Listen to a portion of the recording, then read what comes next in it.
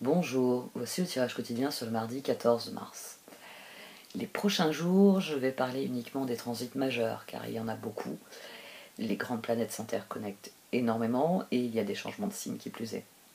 Par exemple, Mars va bientôt terminer son très long voyage de 7 mois à travers le Gémeaux, et cette semaine il sort de sa phase d'ombre, c'est-à-dire qu'il est revenu au 25 degrés Gémeaux, où il était devenu rétrograde en novembre dernier.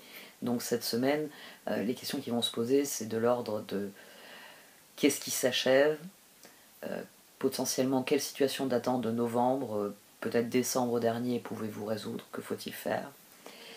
Mais avant d'entamer la dernière ligne droite en Gémeaux, Mars est carré à Neptune demain.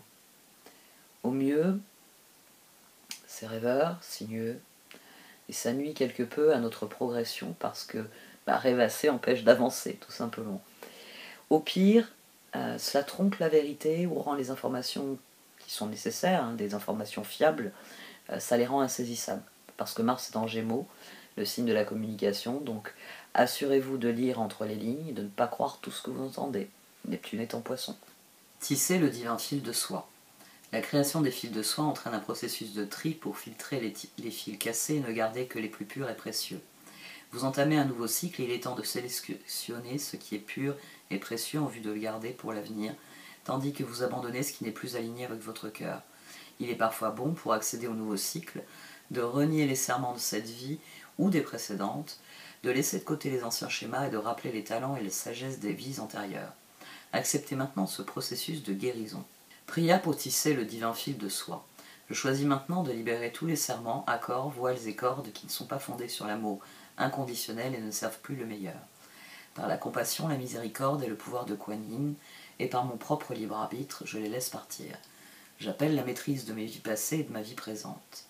Suivant mon propre libre arbitre et par l'amour inconditionnel et la miséricorde divine de Kuan Yin, que cela soit.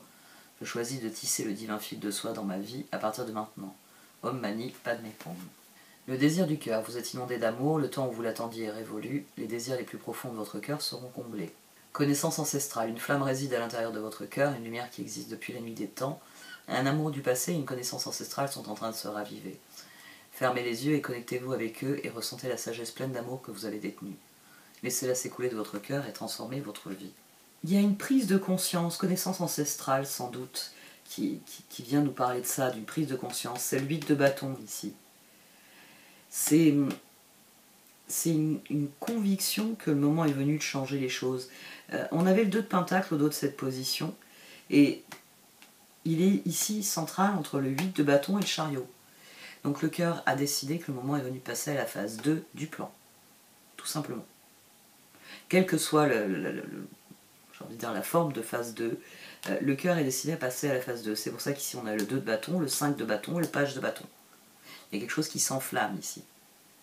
Tisser le divin fil de soie. Il y a cette envie d'y aller et d'obtenir les choses.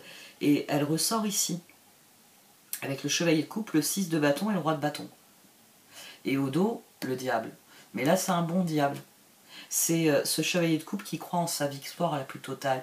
Il croit en la réalisation de ce qu'il désire. Il a déjà fait la moitié du chemin, finalement. Il est déjà dans la victoire. Parce que il pense qu'il va l'obtenir. Il y a une excellente disposition d'esprit ici. Il y a tout simplement le désir de voir ses vœux s'exaucer. Ici, on a le 8 de coupe, la liberté ou la transformation. Et ici, on a le 10 de pentacle. Fait intéressant, ici, on a eu la lune, le 8 de coupe et le 10 de pentacle.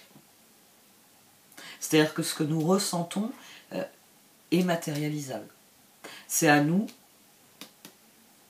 de saisir cette occasion de reprendre notre liberté. Ici, on a les étoiles au dos sur cette dernière position. Mais d'abord, il faut lâcher prise sur le 18 de la lune, le karma, tout le caractère, on va dire, incertain, difficile des choses, pour se tourner vers ce sentiment de victoire qui est là, qui est présent, et qui ne demande qu'à nous habiter et à se matérialiser. Et c'est le reflet ici. 4 de pentacle, ermite, 9 de coupe. C'est-à-dire que nous pouvons très concrètement nous concentrer réellement sur ce que nous portons en nous pour le voir changer, évoluer et devenir ce qu'il est appelé à être. Ici, on a un tirage qui est intéressant parce qu'il nous dit que le moment est venu de se lancer, que nous devons retirer une grande satisfaction, que le fait même de se libérer, d'être prêt à passer à l'étape suivante, c'est une victoire, et que c'est en prenant une décision, finalement, que nous avons fait la moitié du chemin pour obtenir les résultats concrets que nous désirons. Le 10 de Pentacle, ici, c'est la récompense. C'est le fait de lâcher prise. 8 et 13, 21. Et c'est pas pour rien que ces deux cartes, elles nous font le monde. Parce que la fin d'un cycle est définitive avec cette association-là. Ça revient plus jamais me hanter. Je ne ressasse plus, je laisse les choses derrière moi. Et ça, c'est un premier résultat qui conforte le sentiment que la victoire m'appartient. Parce que c'est ça, hein, c'est ce sentiment-là. Dorénavant, la victoire m'appartient. Parce que j'ai fait plus dur. Donc je peux passer à la phase suivante. Je peux passer à la phase de matérialisation qui me permettra d'obtenir. Ouais. C'est une dynamique qui est très intéressante en raison du carré. Parce que Mars, bon, demain il est carré à Neptune. La Lune en Sagittaire est carrée à Mercure. Donc il faut une résolution de ce carré. On ne peut pas s'enfermer dans un carré. Le carré a lieu pour créer une tension, puis une libération. Mais ces carrés, ils ont lieu à la veille de la conjonction de Neptune et de Mercure en Poisson. Donc on a 3 planètes énormes, le Soleil déjà, énorme, Neptune chez lui, énorme aussi, et Mercure qui rajoute son grain de sel là-dedans, c'est une conjonction qui est majeure à plus d'un titre. Et alors ça, bon, j'en aurai parlé demain, mais elle a lieu à minuit, à minuit entre mercredi et jeudi. Elle a lieu au passage entre mercredi et jeudi, cette conjonction. À un moment où Vénus sera aussi carrée à Pluton. Donc il y aura une difficulté tout de même à admettre, à comprendre, peut-être à passer à l'action. Hein, carré Vénus-Pluton, on comprend qu'il faut se tourner à nouveau vers l'intérieur, mais les cartes nous disent que l'extérieur devient plus attrayant, devient plus mobile et plus flexible. Donc, bon, on verra bien. On verra bien surtout. Qu'est-ce qui va l'emporter? La conjonction ou les carrés?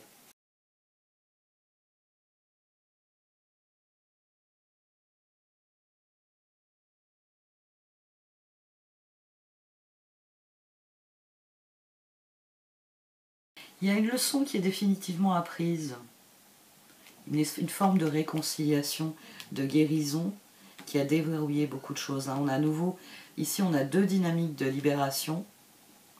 Là aussi d'ailleurs, on n'a que des dynamiques de libération. Le fait de s'aligner nous a apporté la sérénité, la plénitude. Cette position-là, c'est aussi une forme de libération. C'est-à-dire que les opportunités existent. Elles ne sont pas serendipity, elles sont sans doute différentes de ce que l'on aurait pu escompter, mais elles créent une véritable opportunité de changement, d'évolution. Plus vous prendrez de recul sur la situation, et plus vous saurez dans quelle nouvelle direction aller. Les évolutions, Velvet Glitters ici est une évolution.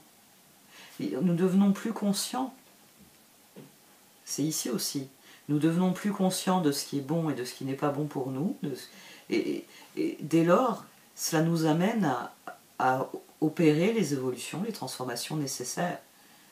Parce que si ce qui se trouve de ce côté n'est pas bon pour vous et que vous allez du côté où ce qui y a de bon pour vous, le changement vient tout seul. Oui, c'est une guérison qui déverrouille beaucoup de choses. Ça, les 5 positions parlent de ça. D'une évolution qui a libéré, qui a fait changer la situation. Et au cœur de tout ça se trouvent des opportunités très différentes, parfois inattendues, parfois complètement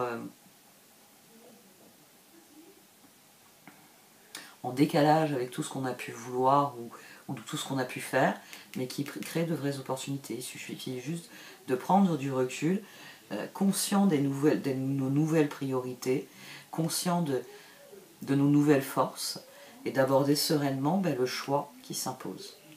Je vais arrêter là pour ce tirage. Merci de m'avoir écouté. Vous pouvez liker, commenter ou partager cette vidéo. Au revoir.